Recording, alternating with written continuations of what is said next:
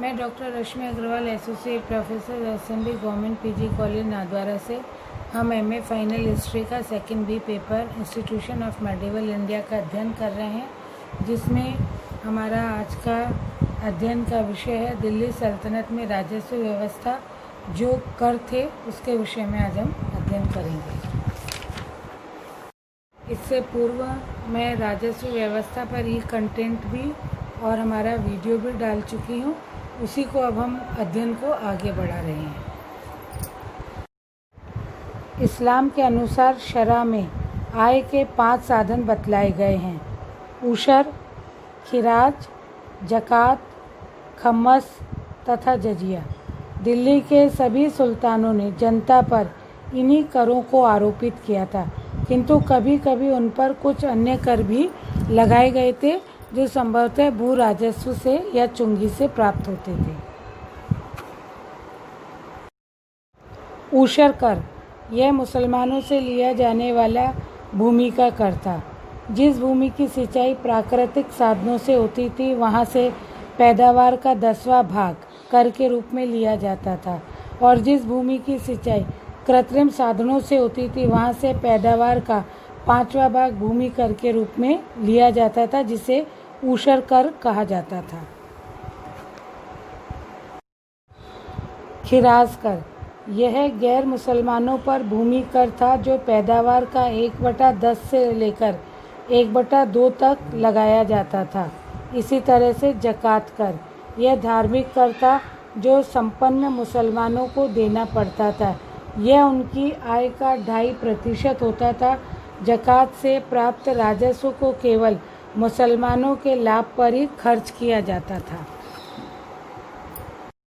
खम्मस कर यह लूट की संपत्ति का 1/5वां भाग होता था, जो राजकोष में जमा हो जाता था। लूट का शेष 4/5 भाग सैनिकों में वितरित कर दिया जाता था, किंतु फिरोज शाह को छोड़कर अन्य सभी सुल्तानों ने लूट का 4/5 भाग स्वयं रखा और 1/5 भाग सैनिकों में बांट दिया था। जजिया कर यह गैर मुसलमानों से वसूल किया जाने वाला धार्मिक कर था। इस कर को चुकाने पर उनके जान माल की रक्षा सरकार द्वारा की जाती थी और सैनिक सेवा से मुक्त कर दिया जाता था। इस कर की अदायगी के लिए गैर मुसलमानों को 3 श्रेणियों में बांटा गया था।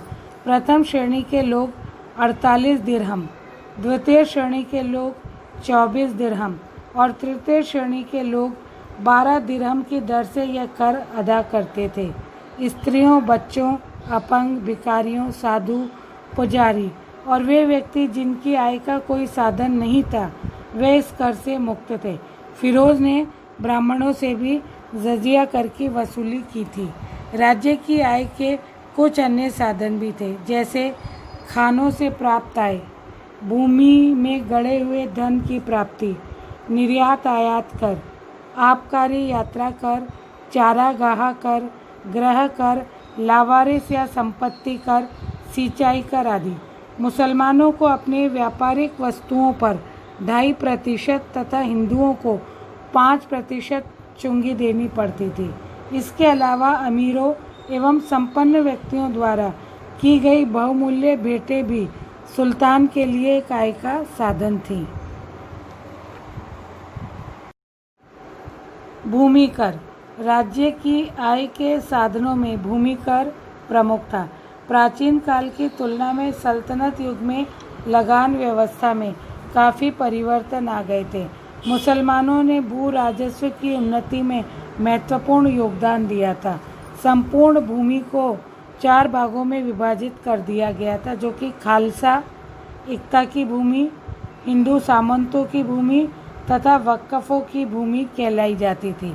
खालसा भूमि पूर्ण रूप से केंद्र के अधीन होती थी, परंतु उनके राजस्व विभाग के पदाधिकारियों से कर वसूल करने के लिए एक चौधरी तथा मुकादम होते थे। उनके ऊपर प्रत्येक शिक में एक आमिल होता था, जो कर वसूल करके सुल्तान को भेज दिया करता था। इक्ता की भूमि का प्रबंध मुक्ति किया करते थे। उनका भूमि कर भी इन्हीं के द्वारा निर्धारित किया जाता था। भूमि कर वसूल करके मुक्ति अपना खर्च काटकर शेष धन केंद्र को भेज दिया करते थे। इक्ता में राजस्व वसूली की देखरेख के लिए ख्वाजा नामक अधिकारी की नियुक्ति भी की गई थी। जिन हिंदू सामंतों ने सुल्तान की अधीनता को स्वीकार कर लिया था, उन्हें अपनी भूमि के उपयोग का अधिकार प्राप्त हो गया था, किंतु उन्हें एक निश्चित रकम अपनी भूमि कर के रूप में राजकोष में जमा करानी पड़ती थी। इमाम अथवा वक्फ की भूमि कर से मुक्त थी और वंशानुगत अधिकार उस पर माना गया था। अलाउद्दीन के शासनकाल में जमीन की माप कराई गई थी और भूमि कर की दर को बढ़ाकर 50% तक कर दिया गया था। बकाया लगान की वसूली अत्यंत कठोरता के साथ की जाती थी, जबकि मोहम्मद तुगलक के शासनकाल में एक सी राजस्व व्यवस्था की नीति अपनाने की चेष्टा की गई थी, किंतु वह पूरी नहीं हो पाई थी। फिरोज ने कुरान द्वारा निर्धारित केवल 4 कर ही वसूल करने का निश्चय किया और बाकी कर उसने हटा दिए थे। लोदियों के समय राज्य की समस्त भूमि अफगान अमीरों में ही बांट दी गई थी। आय की राशि को सेना, राज परिवार, राज दरबार, युद्ध, विद्रोह का दमन, धर्म, दान की विभिन्न पदाधिकारियों के वेतन आदि पर खर्च किया जाता था। सुल्तान मोहम्मद तुगलक के शासनकाल से राज्य की आर्थिक स्थिति दयनीय होती चली गई थी, जो अंतिम सुल्तानों के काल तक देखी गई थी। इसी के साथ ये दिल्ली सल्तनत की जो कर व्यवस्था का अध्ययन था वह यहाँ समाप्त होता है।